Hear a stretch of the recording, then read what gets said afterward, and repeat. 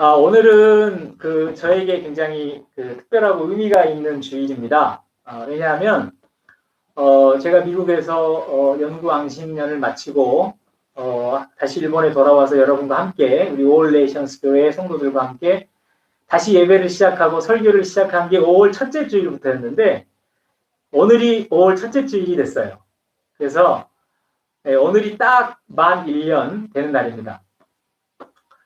제가 이렇게 의도하고 계획을 세워가지고 오늘 이 설교를 하게 된 건 아닌데 너무나 공교롭게도 만 1년, 52주 동안 여러분과 함께 1년 동안 나누었던 그 모든 말씀들을 총 정리해서 오늘 굉장히 중요한 어떤 종합 성서 이야기를 하게 된 거예요. 저도 이거를 모르고 있다가 주중에 이제 말씀을 계속 다시 복습하고 하는데 돌아오는 주일이 1년 되는 날인데 그 생각이 난 거예요. 근데 어떻게 1년 만에 이런 설교를 할 수 있었을까? 제 자신도 굉장히 놀라면서 하나님이 참 특별하고 의미 있는 주일을 우리에게 허락하셨다라는 생각이 들어요. 그래서 너무 감사하고 1년 동안 이렇게 설교할 수 있도록 저에게 기회를 주신 우리 교회와 성도님들께 너무너무 감사드리고 제가 거기에 보답할 수 있는 게 많지 않습니다만은 한 가지 좀 보답할 수 있게 된 것이 오늘 제가 준비한 이런 설교를 하게 될 수 있었다는 것, 그것이 제가 여러분들에게 드릴 수 있는 중요한 보답이 되지 않을까. 그리고 이제 다음 주부터는 지금까지와는 조금 다른 형태로 성서 이야기를 좀 나누려고 생각하고 있는데요. 그것도 잘 제가 준비될 수 있도록 여러분들이 기도해 주시면서 오늘 말씀을 들어주시면 감사하겠습니다. 지난주까지 나누었던 물론 길게는 1년간이지만 또 이제 최근으로 보자면 최근 한 달 어간에 여러분들과 나누었던 마가복음 말씀을 기억을 해보시면 오늘 누가복음 읽었던 이 누가복음 본문은 마가복음 10장 17절에서 23절, 그 다음에 마가복음 12장 28절에서 34절 두 개의 본문이 그냥 하나로 이렇게 편집된 그런 본문이라는 걸 여러분이 아실 수 있을 거예요, 이제는. 그리고 이 누가복음에 나오는 섬한 사마리아인의 이야기는 마태, 마가, 요한복음에는 나오지 않는 누가복음에만 나오는 이야기예요. 물론 그 앞에 내가 뭘 해야 영생을 얻겠습니까? 또는 율법에는 뭐라고 기록되어 있느냐? 하나님을 사랑하고 내 이웃을 사랑하라. 이 이야기는 마가복음에도 나오고 마태복음에도 나옵니다만 그 뒤에 나오는 사마리아인과 관련된 이야기는 누가복음에만 나오는 거죠. 이런 거를 우리가 특수자료라고 한다 그랬죠. 누가복음에만 나오면 누가 특수자료, 마태복음에만 나오면 마태 특수자료. 그래서 마태, 마가복음, 누가복음에 나오는 그 이야기하고 누가복음에만 나오는 이 이야기가 섞여서 하나의 이야기가 되어 있는, 이게 이제 누가의 편집이죠. 그것을 여러분들이 한눈에 이제 아실 수가 있을 거예요. 근데 이 선한 사마리아인의 비유라고 알려진 이 이야기는 사실은 한 가지 주제만 있는 게 아니고요. 이 본문을 보면서 우리가 얘기할 수 있는 주제가 굉장히 많아요. 여러 가지가 있는데 그걸 오늘 다 얘기할 수는 없고 나중에 기회가 된다면 이번 주 수요일은 어찌됐건 보르된 휴일이니까 이번 주 수요일 우리가 지난주 수요일 날 모였던 모임은 쉬려고 생각을 하고 있는데요.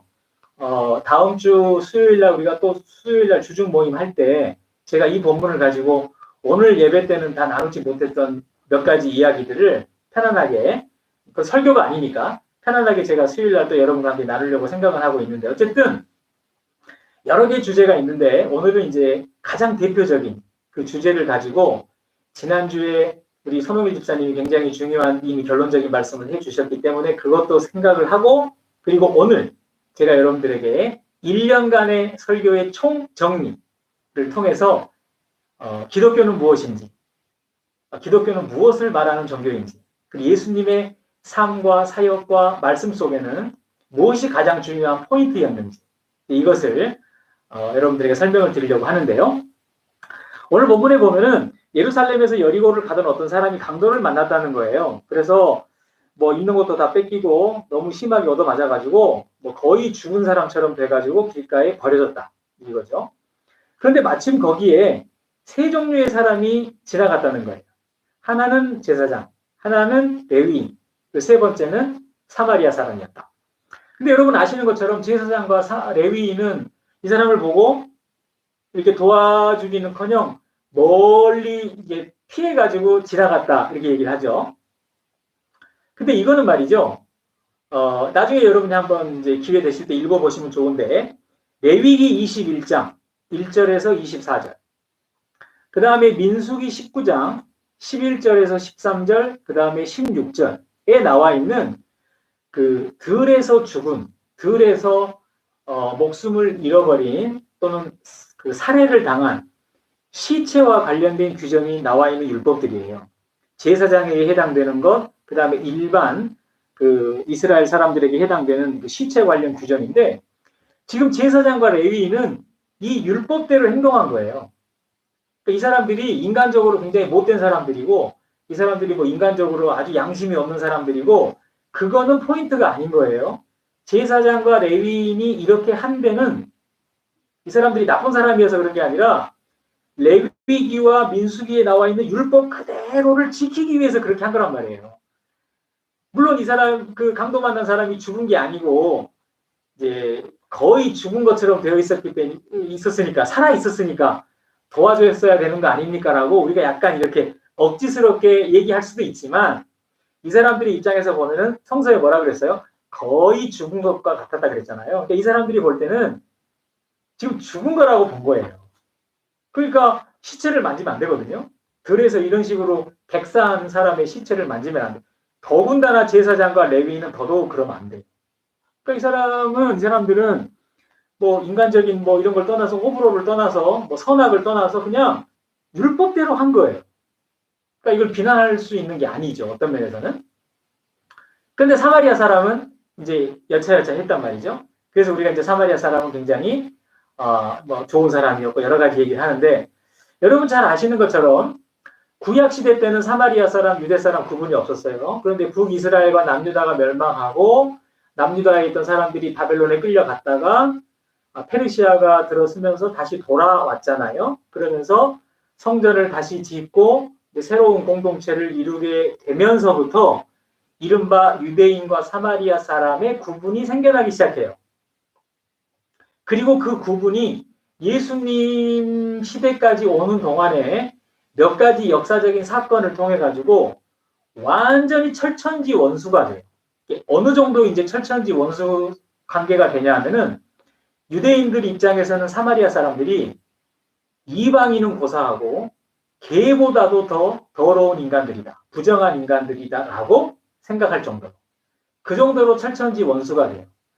사마리아 사람들도 저 유대 사람들이 우리를 이렇게 부정하게 생각하니까 우리도 유대 사람들에 대해서 호의적일 필요가 없다. 그러면서 사마리아 사람들도 유대인들에 대한 그 증오심, 그 미움이라는 게 아주 극에 달해 있었어요.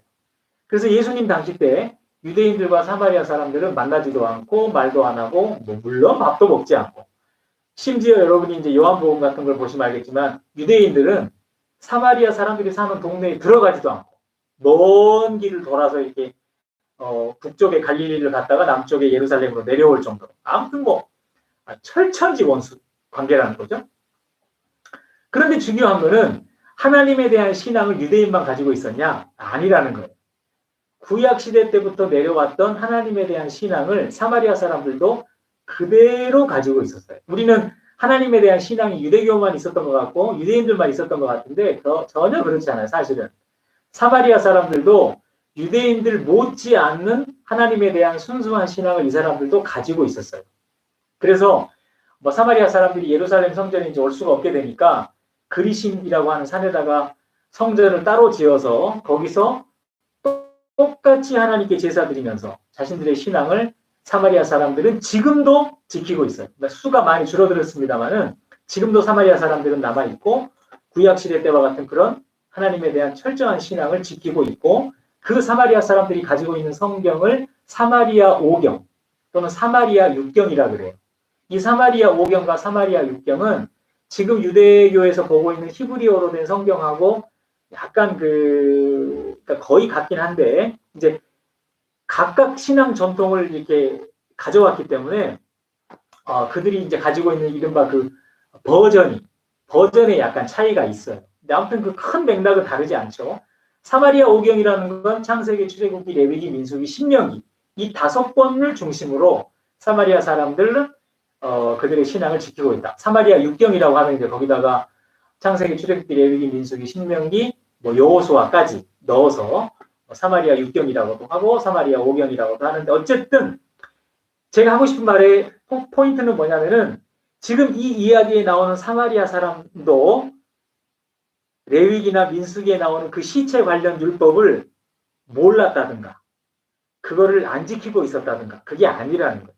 이 사마리아 사람도 제사장과 레위인 못지않게 그 율법을 알았고 철저하게 준수하고 살았던 하나님을 향한 신앙을 가진 사람이었다는 거예요.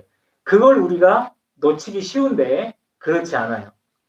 무슨 얘기냐면은 사마리아 사람도 이 죽은 것 같은 사람, 이 시체를 멀리 피해가지고 갔어야 했다는 거예요. 율법대로 한다면 당연히. 그런데 오늘 이야기에서 예수님이 하시고자 하는 말씀의 포인트는 이 사람이 그렇게 하지 않았다는 거죠. 사마리아 사람이. 레위인과 제사장처럼 당연히 그렇게 했어야 하고 또 그렇게 할 법한 사람이었음에도 불구하고 이 사람이 그렇게 하지 않았다. 라는 게 이제 예수님의 말씀의 첫 번째 포인트고 그 왜 그렇게 하지 않았냐? 오늘 본문에도 나오죠. 그 사람이 이 강도 만난 사람을 봤을 때 불쌍히 여기는 마음이 올라온 거예요. 그러니까 선한 사마리아 이야기의 포인트는 이겁니다. 율법을 철저하게 지키고 내가 율법을 철저하게 지킴으로써 하나님의 백성답게 살아가야 한다는 살아가야 한다는 그 어떤 그 생각 또는 그 어떤 믿음 또는 어떤 종교적인 그 틀 이런 게 있는데 그리고 그걸 나쁘다고 얘기하는 건 아닌데 그게 뭐 틀렸다고 얘기하는 건 아닌데 예수님의 가르침은 뭐냐면은 그것보다 더 중요한 게 있다는 거예요. 더 중요한 게 뭐냐? 강도 만난 사람을 봤을 때 우리의 마음속에 불쌍히 여기는 마음이 올라오는 거. 그것이 자연스럽고 그게 너무나 당연하다는 거예요. 그리고 지금까지 예수님이 하셨던 말씀을 잘 생각을 해보면 하나님이 우리에게 많은 율법을 주셨지만 그 모든 율법이 사람을 불쌍하게 여기는 것보다 더 위에 있지 않다라는 게 예수님의 율법의 이해라는 거예요.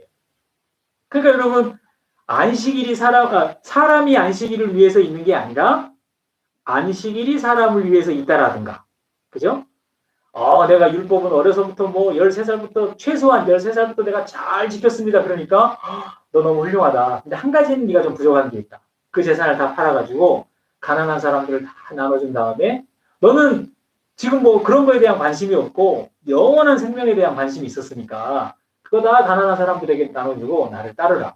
라고 했을 때 그렇게 하지 못한 그 사람을 보면서 매우 안타까워하신 그 예수님의 모습이라. 아무튼 지난 1년 동안 우리가 봤던 그런 말씀들을 한번 기억을 해보신다면 예수님은 율법이 틀렸다. 뭐 율법이 뭐 아니다. 그런 말씀을 하시는 게 아니에요.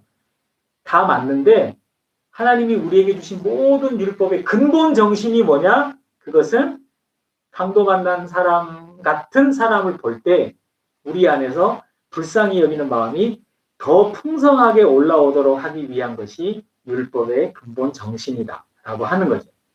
이거를 우리가 잘 기억해야 돼요. 그래서 이제 여기서 제가 여러분들에게 한 가지 그 성서 이해에 도움이 되실 만한 그 내용을 하나 설명해 드릴 텐데 이때 그 불쌍히 여겼다라고 하는 곳에 쓰인 그 그리스 말 단어가 뭐냐면은 스플랑기니조마이라고 하는 동사로부터 나온 거예요. 스플랑기니조마이. 근데 이 스플랑기니조마이라고 하는 말은 마태복음, 마가복음, 누가복음에서 예수님이 어떤 사람을 보셨을 때 민망히 여겼다, 불쌍히 여겼다, 긍휼히 여겼다 라고 번역되어 있는 모든 예수님의 심정을 표현하는 단어가 이 스플랑기니조마이라고 하는 단어예요. 예수님이 다른 사람을 보면서 불쌍하게 느끼실 때의 감정을 표현하는 단어. 그 단어를 예수님이 이 사마리아 사람에게 적용하셔가지고 사마리아 사람도 율법에 따라서 당연히 시체를 피해서 돌아갔어야만 하는데 그 순간 이 스플랑기니조마이 감정이 올라온 거예요. 그거에 따라서 율법도 있고 지금까지 자기가 해왔던 신앙생활도 다 있는데 그 모든 경계선을 넘어서 그 강도 만난 사람을 향한 불쌍히 여기는 마음을 가지고 가서 여러분이 아시는 것들을 해줬다는 거죠. 그러면서 예수님이 너도 그렇게 해라. 내 이웃을 내 몸처럼 사랑하겠습니다. 그럼 누가 내 이웃입니까? 라고 물었을 때 이런 사람이 너의 이웃이다. 그리고 네 몸처럼 사랑한다는 것은 이 스플랑기니조마의 감정이 율법 때문에 막히지 않고 종교생활 때문에 막히지 않고 어떤 이유에서든지 간에 그것이 경계선이 되어서 거기를 벗어나지 못하는 그런 종교인이 되지 말고 경계선을 넘어서 그 사람에게로 갈 수 있는 마음의 어떤 준비 또는 어떤 그 행동의 어떤 기준 이런 것을 가져야 한다라는 것이 예수님의 아주 자연스러운 가르침이었죠. 그래서 이 스플랑기니조마이라고 하는 단어를 설명을 드렸는데 원래 이 스플랑기니조마이라고 하는 단어는요 우리 몸에 내장을 가리키는 단어 중에 하나예요. 내장을 가리키는 여러 가지 단어 중에 가장 핵심적인 단어인데 왜냐하면은 고대인들 옛날 사람들은 사람의 감정이 어디서 나오냐 불쌍히 여기는 마음 슬퍼하는 마음 이런 인간의 감정이 어디서 나오는 걸까 생각을 했을 때 고대인들은 그런 인간의 감정들은 우리의 내장에서 나온다고 생각을 했어요. 심장에서 나온다든가 간에서 나온다든가 허파에서 나온다든가 대장에서 나온다든가 아무튼 인간의 이런 그 인간 본연의 감정은 내장에서 나오는 것이다. 그 중에서 다른 사람을 보면서 너무너무 불쌍하게 여기는 이 감정 그 불쌍하게 여기는 이 감정은 내장 중에서도 심장 같은 곳에서 그죠? 가장 중심적인 내장에서 나온다고 본 거예요. 그래서 이제 이 그리스 말의 느낌을 살려서 제가 다시 말씀드린다면 다른 사람을 보면서 불쌍히 여긴다라고 했을 때 이 느낌은 그냥 우리의 어떤 이 머릿속에서 또는 우리의 어떤 감정적인 그 영역에서 불쌍하다 그런 게 아니고 이 당시에 이 단어를 쓰는 사람들의 느낌은 불쌍히 여긴다라는 말은 내 심장이 터질 것 같네 이런 표현인 거예요. 내 대장이 끊어지는 것 같네 그런 느낌 그런 표현을 쓴 거예요. 그냥 요즘 우리식으로 불쌍하다 그게 아니고 내 심장이 찢어지는 것 같아. 저 사람을 보니까 내 내장이 타는 것 같아. 저 사람을 봤는데 내 대장이 잘라지는 것 같아. 이렇게 표현을 했다는 거예요. 예를 들면. 그러니까 우리나라 말에 가장 이 성서적인 느낌을 잘 살리는 표현이 있죠. 그죠? 애간장을 탄다. 이거. 애간장이 탄다. 정말 애썼다. 이런 거. 이런 표현들은 진짜 성서적인, 특별히 신약 성서적인 표현이에요. 애가 탄다. 애간장이 탄다. 애가 녹는다. 이런 표현들. 아무튼 이 사마리아 사람이 그런 감정을 가지고 이 사람에게 갔다는 거죠. 그래서 이 스플랑기니조마이라고 하는 단어를 영어로 표현하면 컴패션이라는 단어로 번역할 수가 있어요. 컴패션. 컴패션이라고 하는 단어는 두 개의 단어가 서로 하나가 된 거죠. 컴이라고 하는 것은 together, 함께. 그 다음에 패션이라고 하는 것은 고통, 아픔. 그러니까 컴패션이라는 말은 아픔을 느낀다는 거예요. 아픔을 같이 느낀다는 거죠. 그래서 우리가 간혹 컴패션이라고 하는 단어를 이제 한자로 번역을 할 때 공감이라고 하는 단어를 많이 써요. 대부분 공감. 근데 엄밀히 말하면 공감이라는 단어는 정확한 의미로가 맞지 않는 거예요. 왜냐하면 컴패션은 특별히 고통을 같이 느끼는 걸 표현하는 거예요. 스플랑기니조마이라고 하는 단어도 그렇고. 그러니까 공감은 기쁨도 느끼고 슬픔도 느끼고 뭐 여러 가지를 아무튼 같이 느낀다는 거잖아요. 근데 이런 예수님의 마음에 더 가깝게 번역을 한다면 공감이라는 말보다는 여러분이 들어보신 적이 있는지 모르겠습니다만은 통애라는 말이 있어요. 통애. 통이라는 말은 고통할 때의 그 통. 그 다음에 애는 사랑한다 할 때 애. 통애라는 말이 있어요.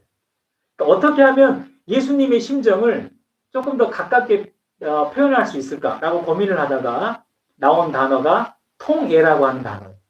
그 사람의 고통을 함께 느끼고 함께 아파하고 그 고통을 끌어안는 사람. 이것이야말로 예수님의 사랑이다라고 하는 거죠. 사실 기쁠 때는 누가 나오고 같이 기뻐 안 해줘도 나 혼자 기뻐해도 충분하잖아요. 근데 우리가 슬플 때는 정말 주변에 아무도 없으면 그것만큼 외롭고 그것만큼 고통스럽고 그것만큼 슬픈 일이 없잖아요. 그죠? 그러니까 어떻게 생각해 보면 이런 생각들이 훨씬 더 인간적이고 자연스럽다고 볼 수가 있죠. 그 다음에 이제 옛날서부터 내려왔던 동양 철학에서는 이런 그 컴패션, 이런 스플랑기니조마에 해당하는 그 한자가 있어요. 그 한자가 뭐냐면은 여라고 하는 단어예요. 일본어에서 유루스, 용서한다고 할 때 사용하는 그 한자가 아니고 우리나라 말에서 용서라고 하는 말을 여러분이 찾아보시면 그때 나오는 서에 해당하는 말, 이 서에 해당하는 한자가 이 스플랑기니조마인 그 다음에 컴패션이라고 하는 말에 딱 해당하는 말이에요. 이 여라고 하는 한자도 두 가지로 분류가 되죠. 같을 여, 그죠? 같을 여라고 하는 윗부분하고 마음심이라고 하는 아랫부분이 하나가 돼서 여가 된 건데, 그죠? 같은 마음을 갖는다는 거예요. 특별히 고통에 대해서. 이게 여라고 하는 말이죠. 서라고 하는 말이죠. 서. 제 딸아이가 현서잖아요. 근데 현서의 이름 중에 그 서에 해당하는 한자가 이거예요. 현서의 서자가. 근데 어쨌든 이것이 이제 스플랑기니조마이라고 하는 그 단어인데 이것을 예수님이 사마리아 사람에게 적용하셔서 이 사람이 그 사람을 도와줬다라는 것이 이 선한 사마리아인의 비유의 핵심인 거죠. 그래서 오늘 읽었던 이 누가복음 말씀을 우리가 여기까지 예수님이 하신 말씀의 포인트를 기억해 놓고 이제 지난 1년 동안 우리가 나누었고 그 다음에 가깝게는 최근 한 달 동안 그리고 이제 지난주와 이번 주에 걸쳐서 정말 우리가 이제 종합적으로 정리를 하는 거예요. 그것이 뭐냐 하면 기독교는 뭐냐라고 하는 거예요. 그 다음에 우리가 하나님의 말씀을 진리라고 얘기를 하고 그리고 지난주에 우리가 이제 내 이웃을 내 몸과 같이 사랑하는 그 구절을 가지고 이게 진리가 될 수 있는지 없는지 한번 우리가 생각을 해봤잖아요. 우리의 생각을 달아듣기 위해서 한번 그런 시간을 가져봤는데 왜 우리가 그런 예수님의 말씀을 진리라고 생각하는지 그것을 이제 우리가 오늘 종합적으로 정리하는 시간이에요. 예수님이 하나님이 우리에게 주신 모든 율법을 한마디로 얘기하면 뭡니까? 라고 질문을 받았을 때 하나님을 사랑하고 내 이웃을 내 몸과 같이 사랑해라. 그렇게 말씀하셨잖아요. 이게 모든 율법과 선지자의 강령이다. 그랬어요. 그러니까 기독교는 뭡니까? 라고 한다면 기독교는 사랑의 전도라는 사랑. 기독교에 대해서 여러분들이 10년 신앙생활 하신 분은 10년 동안 20년 신앙생활 하신 분은 20년 동안, 30년 신앙생활 하신 분은 30년 동안 기독교에 대해서, 성서에 대해서, 예수님에 대해서, 하나님에 대해서 엄청나게 많은 얘기 우리가 들었는데 그거를 이제 딱 정리를 해가지고 기독교가 뭡니까? 라고 묻는다면 기독교는 사랑을 말하는 종교다 라고 하는 거예요. 사랑. 무슨 사랑입니까? 두 가지죠. 하나님 사랑, 내 이웃을 내 몸처럼 사랑하는 사랑. 이거예요. 우리가 기독교에 대해서 굉장히 거창한 얘기를 많이 했고, 거창한 얘기를 많이 하고, 그리고 많은 얘기를 들었지만, 모든 성서와 예수님과 기독교와 관련된 교훈들은 다 여기서 나오는 거예요. 기독교는 뭐냐? 사랑을 말하는 겁니다. 어떤 사랑을 말하는 거냐? 하나님 사랑, 이웃 사랑. 그러니까 성서가 말하려고 하는 건 두 가지예요. 하나님을 사랑한다는 게 무엇인지, 하나님을 사랑하려면 어떻게 해야 되는지, 두 번째로 내 이웃을 내 몸처럼 사랑하려면 어떻게 해야 되는지, 그걸 말하려는 게 성서예요. 우리가 인생을 살면서, 우리가 이 세상을 살면서 하나님을 사랑하려면 어떻게 살아야 되는지, 내 이웃을 사랑하려면 어떻게 살아야 되는지, 그것이 성서가 말하려고 하는 전부다.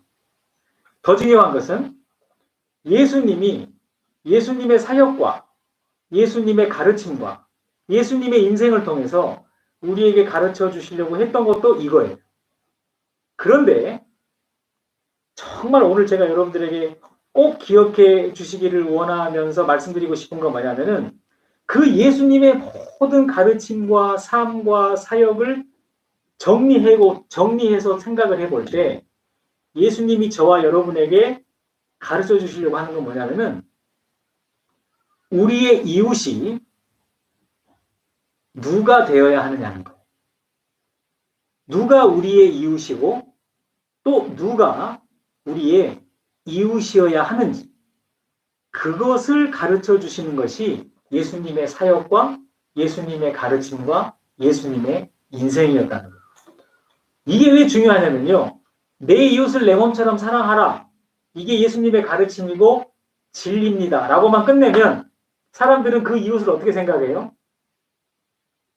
내 마음대로 생각하죠. 내가 생각할 때 이 사람은 내 이웃이야. 이 사람은 내 이웃이야. 그러니까 내가 내 몸처럼 사랑해야 돼. 다 사람들이 자기 나름대로 생각한단 말이에요.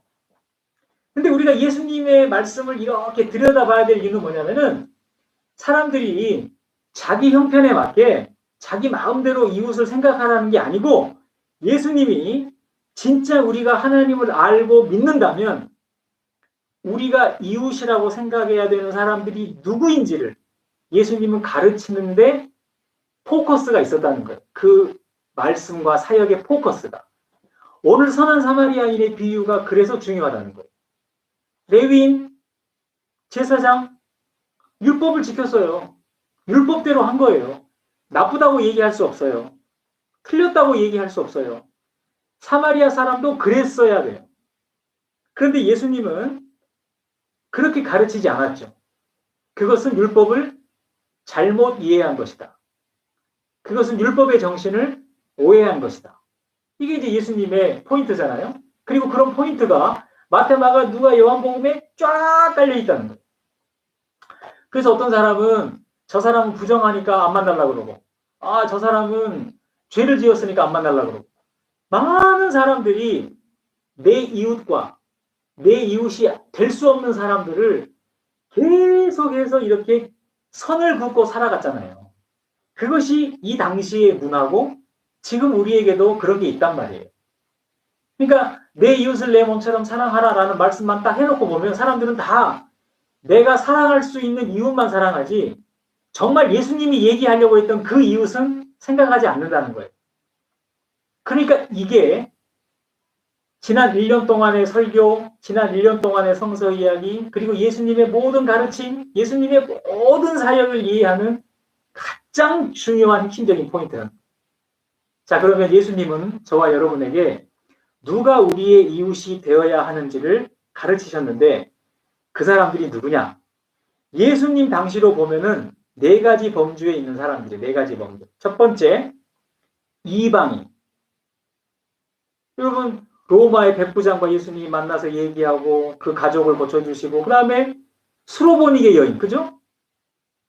이런 이야기들은 예수님이 이런 이방인들이 우리의 이웃이 되어야 된다는 걸 가르치신 거예요. 첫 번째가 이방인. 뭐 이것 말고도 엄청나게 많죠. 그 다음에 두 번째 카테고리가 여자. 세 번째 카테고리가 어린이. 이 여자하고 어린이는 여러분 뭐 제가 여러 번 그동안 얘기를 했으니까 예수님 당시 때 여자하고 어린아이는 뭐예요? 인간이 아니죠. 그러니까 사람 취급을 받지 못했어요. 그냥 물건이에요, 물건. 자, 여자는 결혼하기 전에는 아버지의 물건이에요. 아버지에 속해 있는 재산. 결혼을 하면 이 재산권이 누구한테 가죠? 남편에게 가는 거예요. 남편이 죽으면 그 여자가 40살, 50살, 60살 뭐 이렇게 나이를 먹었다 그래가지고 인간 대접을 받냐? 아니죠. 죽고 난 다음에는 누구의 관리하에 들어가요? 아들의 관리하에 들어가요. 그래서 예수님 당시나 그거보다 더 옛날에는 아들을 낳는 게 그렇게 중요한 거예요. 결혼하기 전에는 아빠 밑에서 살아야 되고, 결혼하면 남편 밑에서 살아야 되는데, 아들이 없이 남편이 죽으면 이 여자는 살 방법이 없단 말이에요. 반드시 아들이 있어요. 물론 대를 잇는다는 것도 굉장히 중요하고 여러 가지 이제 의미에서 아들이 다 중요한데, 그냥 그걸 다 떠나서 여자 개인의 인생으로만 보면 아들이 없이 남편이 죽었다. 그럼 이제 이 여자는 살 길이 없는 거예요. 쉽게 말하면. 뭐 어린아이는 말할 것도 없죠. 어린아이는 뭐 아직 인간이 아니니까 쉽게 말하면. 그래서 이 여자라고 하는 카테고리, 어린아이라고 하는 카테고리도 굉장히 중요합니다. 그다음에 네 번째는 뭐냐? 여러 가지 이유 때문에 부정하다고 생각됐던 사람들. 이게 네 번째 카테고리입니다. 어떤 병에 걸렸다든가 또는 어떤 종교적인 그런 그 룰을 지키지 못하는 직업을 가지고 있다든가 뭐 종교적으로, 사회적으로, 문화적으로 부정하다고 생각됐던 사람들. 만나면 안 돼. 가까이 가면 안 돼. 접촉하면 안 돼. 밥 먹으면 안 돼. 얘기하면 안 돼. 쳐다봐도 안 돼. 이렇게 생각됐던 모든 종류의 사람들. 그 사람들을 예수님은 찾아가고 만나고 얘기하고 밥 먹고 병을 고쳐주고 귀신을 내쫓아 주셨다는 것. 이런 모든 복음서에 나오는 예수님의 가르침과 예수님의 사역은 누가 우리의 이웃이 되어야 하는가를 가르쳐 주시려는 예수님의 목적이 있었던 거죠. 이방인, 여자, 어린아이, 부정하다고 여겨지는 모든 사람들. 이 네 종류의 사람을 오늘날의 언어로 말하면 어떤 사람들인 줄 아십니까? 오늘날의 언어로 얘기를 하면은 터부시 되는 사람들이에요. 종교적으로, 문화적으로, 사회적으로 사람들로부터 터부시 되는 사람들, 배제되는 사람들, 이상한 눈으로 보이는 사람들, 그런 사람들이에요. 뭐 이웃을 사랑하라 그러니까 뭐 고상한 얘기를 하고 무슨 뭐 봉사를 하고 뭐 이런 그런 이미지 속에 있는 게 아니라 예수님의 가르침은 아주 실제적이라는 거예요.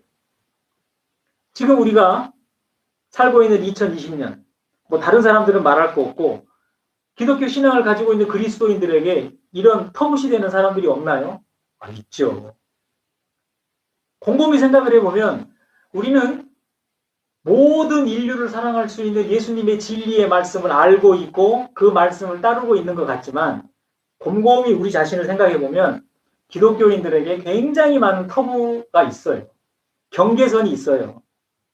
예를 들면 다른 종교를 가진 사람들. 우리는 우상 숭배한다고 얘기하죠. 그러면서 전도를 해야 된다는 목적 이외에는 다른 종교를 가진 사람들하고 가능하면 얘기도 안 하려고 그러잖아요. 안 만나려고 그러고. 저 사람들은 우상 숭배자들이야. 우리는 천국 가지만 저 사람들은 지옥 갈 사람들이니까 만날 필요도 없어. 우리 그렇게 생각하죠? 특별히 요즘에는, 특별히 최근 들어서는 이슬람교를 가지고 있는 사람들에 대해서 우리가 굉장히 잘못된 정보를 가지고 있다 보니까 이슬람교를 믿는 사람들을 거의 악마처럼 생각을 한단 말이에요. 뭐 여기에 대해서도 기회가 되면 제가 여러분들에게 한번 설명드릴 기회가 있을지 모르겠습니다만은 전혀 그렇지 않아요. 여러분들이 지금 인터넷이나 유튜브나 또는 일부 굉장히 이렇게 편협한 그 생각을 가지고 이슬람에 대해서 얘기하시는 많은 분들을 통해서 여러분이 지금 가지고 계신 이슬람에 대한 정보는 거의 80% 이상은 잘못된 것들이 많을 거예요. 제가 인터넷이라든가 유튜브라든가 또 그런 설교를 많이 하시는 분들의 설교를 쭉 들어보고 정리를 해보면 제 느낌에는 거의 90%가 틀린 거예요. 이슬람에 대해. 그러니까 잘못된 정보를 바탕으로 우리가 이슬람을 생각하니까 그들을 악마화하고 얼굴도 안 보려고 그러고 생각을 하는 거죠. 또 뭐가 있나요? 여러분, 지금 제가 이런 얘기를 하지만 여러분 생각을 해보면 우리는 모든 인류를 사랑한다 그러죠. 모든 인류를 사랑할 수 있다 그러고 예수님이 모든 인류를 위해서 죽은 구원자라고 얘기를 하잖아요. 근데 그 모든 인류 안에 다른 종교 사람은 안 들어가는 것 같아요. 이슬람교 사람들도 안 들어가는 것 같아요. 그 다음에 뭐 예를 들면 최근에 우리가 많이 하는 것 중에 뭐 동성애자들은 안 들어가 있는 것 같아요. 뭐 저기 어디 뭐 제3세계 우리보다 훨씬 못 사는 나라에 사는 굉장히 좀 못 배운 것 같고 이렇게 좀 이렇게 이상한 느낌이 드는 그런 사람들도 못 들어가고 모든 인류를 위한 사랑이 하나님의 사랑이라고 우리는 말은 하지만 우리의 이미지 속에는 안 되는 사람들이 너무 많다는 거예요, 사실. 이거를 우리가 예수님의 말씀을 읽고 예수님의 말씀을 배우면서 끊임없이 우리 자신을 깨닫고 끊임없이 우리 자신을 반성하고 끊임없이 우리 자신을 새롭게 하지 않으면 진리이신 예수님의 말씀을 우리는 비진리로 알게 되는 거예요. 그리고 진리이신 주님의 말씀을 우리가 진리가 아닌 것으로 만들어버린단 말이에요. 이 얘기를 지난 1년 동안 제가 여러분들에게 하고 싶었던 거예요. 뭐가 필요하죠? 메타노이아가 필요하죠. 지금까지 내가 내 자신에 대해서 생각하지 못했던 걸 생각할 수 있어야 한다는 거예요. 나는 그리스도인으로서, 나는 크리스찬으로서 모든 인류를 위해 죽으신 구원자 예수 그리스도를 믿고 내 이웃을 내 몸처럼 사랑하라는 주님의 말씀에 따라서 모든 사람을 내 이웃처럼 사랑할 수 있을 것처럼 알고 있었는데 그렇게 믿고 있었는데 지난주에 우리 얘기했죠, 그죠? 저 멀리 있는 아프리카에 있는 어린아이는 사랑할 수 있는데 내 옆에 있는 이 사람은 사랑할 수 없다는 거예요. 그죠? 그리고 또 뭐가 있죠? 모든 인류를 위해서 내가 헌신하고 선교사는 될 수 있는데 이 사람은 다른 종교를 믿고 있으니까 안 되고 이 사람은 나하고 성적 취향이 다르니까 안 되고 이 사람은 나하고 생활 수준이 다르니까 안 되고 이 사람은 나하고 스타일이 맞지 않으니까 안 되고 이 사람은 나한테 뭐 기분 나쁜 말을 했었으니까 안 되고 이 사람은 나하고 그 체질적으로 맞지 않으니까 안 되고 안 되는 사람들이 얼마나 많아요. 그죠? 내 자신을 보면 그것이 터부예요. 터부. 우리는 터부시하는 사람들이 굉장히 많죠. 그런 사람들을 다 빼고 나는 사랑하겠다는 거예요. 또 그런 사람들을 다 빼고 나는 그 사람들만 내 이웃이라고 생각하겠다. 그때 예수님이 이런 말씀을 해주셨죠. 하나님이 해를 선인과 악인에게도 비추시고 하나님이 비를 의로운 사람과 불의한 사람에게도 똑같이 하나님이 내려주시지 않냐. 하늘의 하나님이 그렇게 온전하신 것처럼 너희들도 온전해야 한다. 이게 마태복음에 나오는 산상수훈에 나오는 예수님의 포인트잖아요. 그것도 그 어떤 이웃사랑, 다른 사람을 용서하고 사랑하는 그 맥락에서 예수님이 하신 말씀이거든요. 하나님을 생각해봐라. 하나님이 언제 그리스도인들에게만 비를 내려주고 그리스도인 아닌 사람들에게는 맨날 가문만 주고 하나님이 그리스도인들만 월급 많이 받게 해주고 그리스도인 아닌 사람은 늘 월급 못 받게 그렇게 하는 거 맞냐. 하나님이 이 세상을 경영할 때 하나님이 이 세상을 다스릴 때 그렇게 하는 거 맞냐? 하나님이 해를 선인과 악인에게 똑같이 주시고 하나님이 비를 의로운 사람과 불의한 사람들에게 차별 없이 주시는 게 하나님의 사랑인데 너희들도 그런 사랑을 가져야 한다. 그러니 이 제사장과 레위인이 율법에 따라서 이 사람을 이렇게 내버려두고 피해간 것은 이러한 하나님의 이해가 잘못된다. 하나님에 대한 이해가 잘못되니까 율법에 대한 이해도 잘못된다. 근데 선한 사마리아 사람은 그래서는 안 된다는 이해가 된 거죠. 근데 그렇게 해서는 안 된다는 예수님의 가르침의 핵심은 뭡니까? 우리 마음속에 복잡한 게 아니에요. 우리 마음속에 어려운 사람을 보면 그냥 불쌍한 마음이 올라와야 됩니다. 그게 없으면 아무것도 안 돼. 뭐 예수님은 성서를 많이 알아라. 무슨 뭐 금식 기도를 많이 해라. 뭐 교회를 뭐 하고 그다음에 뭐 기도원을 열심히 다니고 뭐 네가 뭘 하고 뭐 수행을 하고 뭘 하고 이렇게 해. 하나도 예수님은 그런 종교적인 가르침이 없어요. 예수님의 가르침의 핵심은 네가 인간이라면 어려운 형편에 처해 있는 사람을 봤을 때 그 얘기를 들었을 때 네 마음속에서 자연스럽게 불쌍히 여기는 마음을 올라온다면 하나님의 사랑을 실천할 수 있다. 이거예요. 인간다움을 잃어버리지 말라는 거예요. 인간다움을 잃어버리지 마라. 하나님의 형상을 닮았다는 건 이런 뜻이에요. 하나님의 형상을 닮았다는 건 하나님의 마음을 닮았다는 거예요. 그 하나님의 마음을 닮았다는 게 뭡니까? 하나님이 해를 선인과 악인에게 똑같이 주시고 하나님이 비를 의로운 사람과 불의한 사람에게 똑같이 나누어 주시는 그 마음.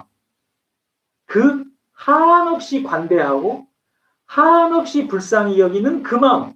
그 스플랑기조마이, 컴패션, 고통받는 사람과 같은 마음을 품는 그 서의 마음. 그것이 하나님의 마음이다. 그것이 너희 안에 있다면 하나님의 말씀을 실천하고 살아가는 것은 아무 문제도 아닌 거죠. 다른 사람을 보고 불쌍히 여기는 마음만 있다.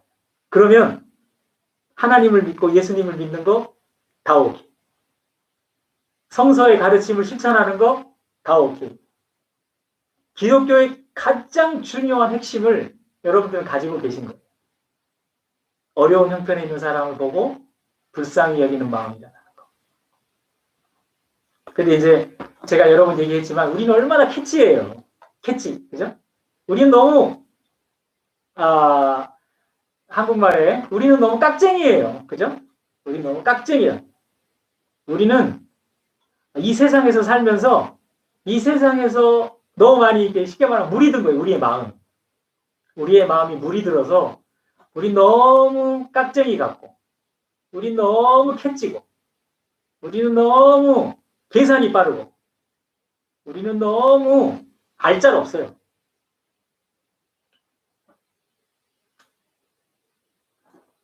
어제까지 그 사람이 나한테 정말 화나게 하고 어제까지 그 사람이 나한테 한 것만 보면 정말 내 안에 저 사람을 막 그냥 반 죽여도 분이 안 풀릴 정도로 그런 마음이 어제까지 있었어요. 근데 오늘 그 사람이 강도를 만났대요. 어제 같았으면 아이고 잘됐다. 하나님이 내 기도 들어주셨네. 우리 이렇게 생각하죠. 그죠? 어제 같았으면. 나도 그렇게 생각하고 싶어요. 그런데 그 사람이 강도를 만났다는 얘기를 듣고 거의 죽어간다는 얘기를 들었을 때 그냥 그대로 내버려 뒀으면 좋겠는데 여러분 마음속에 미운 거 미운 거고 강도를 만났다는데 지금 죽어간다는데 지금 못 살겠다는데 이게 좀 뭘 도와줘야 되지 않을까? 그런 마음이 여러분들 안에 들었다면 그건 예수님의 마음. 그게 하나님의 마음이에요. 그 어떤 종교적 가르침보다 그 마음이야말로 진짜 하나님을 믿는 사람의 마음이에요. 근데 어제까지 싫었던 마음, 어제까지 화났던 마음, 어제까지의 나의 코다와 때 심화 때 계속 어제의 나를 고집하고 살려고 하는 거, 이것은 변화되지 않으려는 나의 의지예요. 그런데 하나님의 마음은 매일매일 새롭게 부활하는 나를 통해서 하나님은 늘 우리에게 그 하나님의 마음을 가지고 우리가 부활하도록 하시는데 우리는 어떤 사람을 생각하면 1년 전에 그 마음을 그대로 가지고 가려고 하는 강한 의지가 있단 말이에요. 이거를 싸우지 않으면, 이거를 바꾸지 않으면, 여기로부터 내가 죽고 부활하지 않으면 예수님의 부활은 나하고 아무 상관없는 거예요. 예수님이 부활하셔서 모든 사람을 사랑한다, 모든 인류를 사랑한다, 나하고는 아무 상관없는 거예요. 오늘 내가 부활해서, 오늘 내가 예수님의 마음과 하나님의 마음으로 부활해서 어제까지 죽이고 싶도록 미운 사람이었지만 그 사람이 강도 만났다 그러고, 그 사람이 굶어 죽는다 그러고, 그 사람이 지금 죽을 것만 같은 형편이 있다는 얘기를 들었을 때 그 모든 분노와 미움과 싫음과 다시는 얼굴 보고 싶지 않음과 그 사람 이름도 기억하고 싶지 않는 그 마음 위에 태양이 떠오르듯이 어떤 마음이 떠오르지 않는다면, 또는 그 떠오르는 마음을 어제의 나, 1년 전의 나의 감정으로 그것을 억누르려고 한다면 우리는 그리스도인이 아니라는 거예요.